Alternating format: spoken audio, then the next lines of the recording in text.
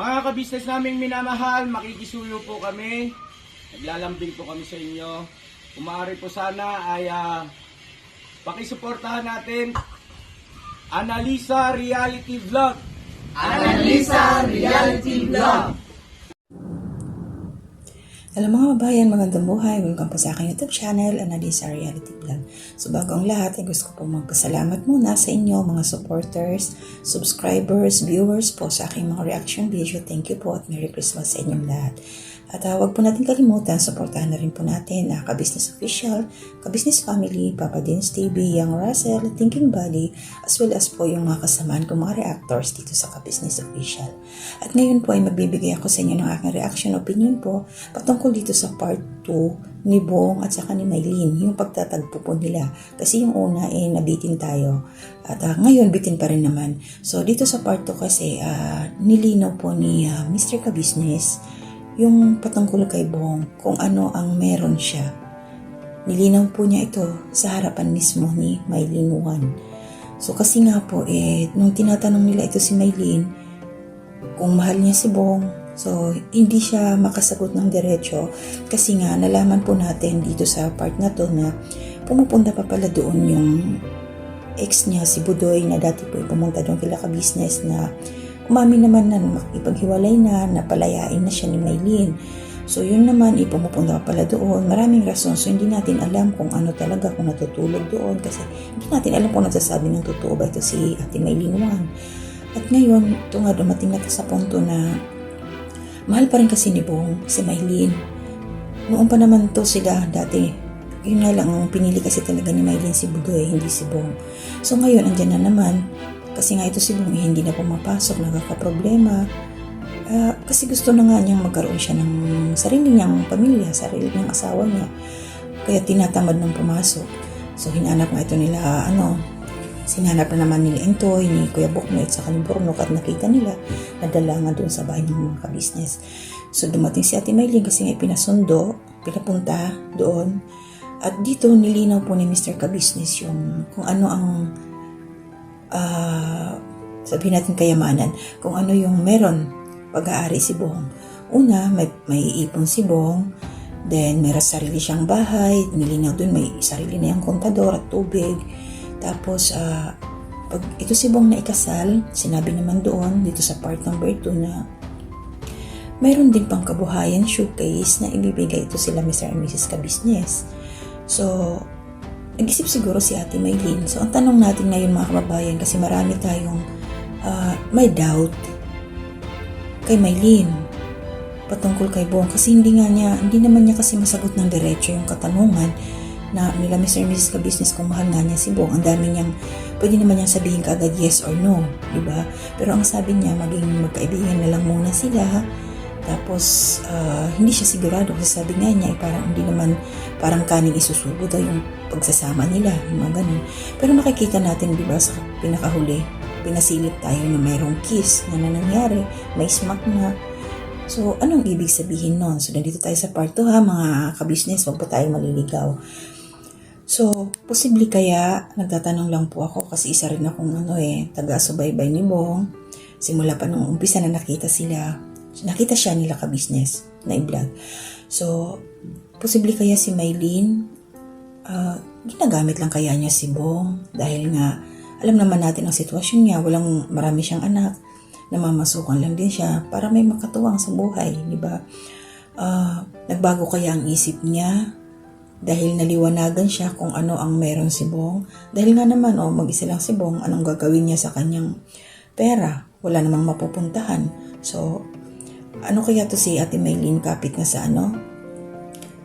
patalim, si Bong na lang, total, parang pikit mata na lang siya, ganon. At least may pera, di ba? Kahit hindi niya mahal. Kasi ang importante mga Ka-Business sa pagsasama, mahal mo yung tao, di ba? So kung pera lang, mahirap yun. Pero sana, Maylene Juan, patunayan mo sa aming lahat na mali kami.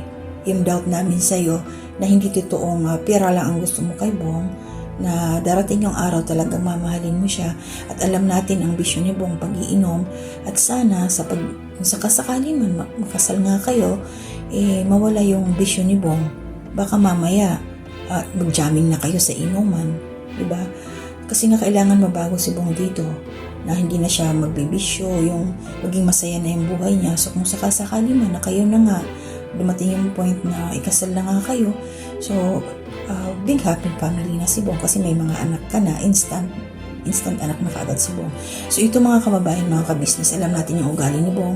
Naalala niyo nung pumunta sila Buknoy, sila Kuya Buknoy, sila Bornok, nung binuksan ni Bornok yung gripo na sumilip si Bong, sinita niya kasi nga daw yung tubig sayang kasi binasa ni Bornok yung lababo kasi dry na nga daw. So sinita ni Bong si Bornok, sayang nga daw yung gripo, yung tubig. So paano na lang kung dumating yung time na doon na nakatira sila Maylin, pati yung mga anak, ano kaya ang mangyayari? Kasi sabi pa ni Intoy na ayaw daw ni Bong na hinahawakan yung kahit yung tasa, diba? So magbago kaya yung ugali ni Bong na ganon once na nandoon na, kung sakasakali lang mga kababayan, mga kabisnes, no, mga kalingap, na kung may kasal na nga sila, so hindi natin alam kasi bitin-bitin pa eh. So nasa part 2 lang tayo ngayon, focus pa tayo dito.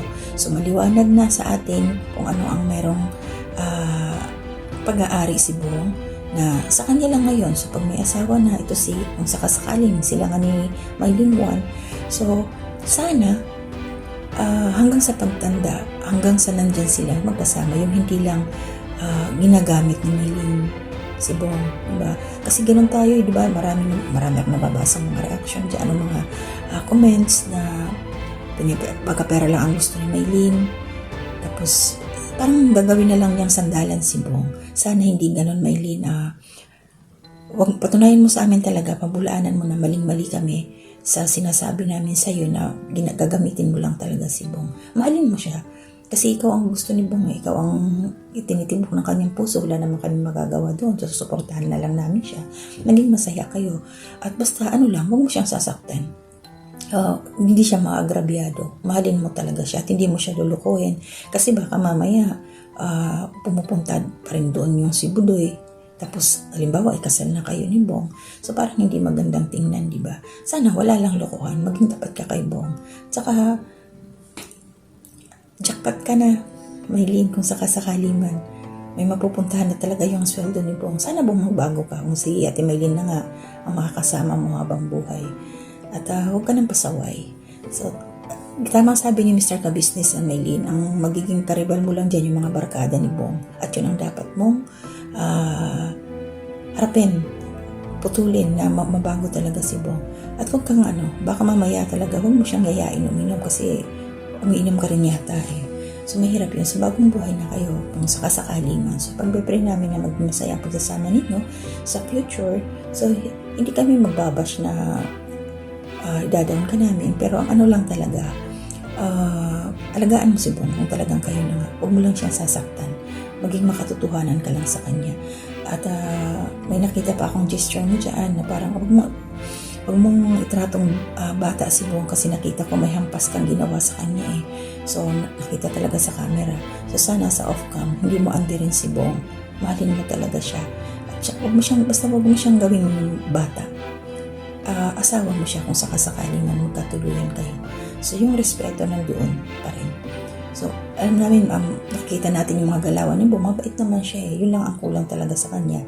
Taong mag-guide sa kanya. At sana ikaw na yun. So, maraming salamat sa Maylin. Abangan pa natin. So, yung mga susunod na mga pangyayari, mayroon pang kasunod ito. So, nasa part 2 lang po ako. So, maraming salamat mga kabayan. Suporta ninyo mga ka-business. Pagpalain po kayo ni Lord. At hanggang dito na muna, itutuloy po natin ang aking reaction sa part number 3. Kung ano po ang susunod ng mga actions ang gagawin nila Mr. and Mrs. Ka-business. Wala po tayong magagawa kung talagang papakasal nila. Support na lang po tayo. So, hanggang dito na muna, sa susunod po ulit. Ingat po kayo at gabayan tayo ni Lord. Merry Christmas po.